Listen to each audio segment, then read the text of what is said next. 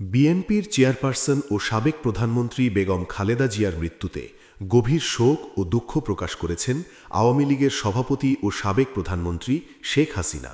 বাংলাদেশ ছাত্রলীগের main page থেকে এ সংক্রান্ত শোক বার্তা প্রকাশ করা হয়েছে। শোকবার্তায় শেখ হাসিনা বলেন, বাংলাদেশের প্রথম নারী প্রধানমন্ত্রী হিসেবে দায়িত্ব পালন এবং গণতন্ত্র প্রতিষ্ঠার আন্দোলনে বেগম খালেদা জিয়ার অবদান ছিল উল্লেখযোগ্য।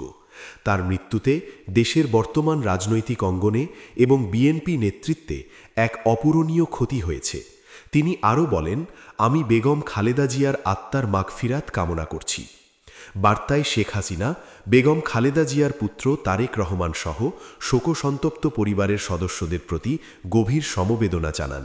এছাড়াও তিনি মহান আল্লাহর কাছে প্রার্থনা করেন যেন তিনি শোকাহত পরিবার এবং বিএনপির সকল নেতাকর্মীকে এই কঠিন শোক কাটিয়ে ওঠার শক্তি ও ধৈর্য দান করেন।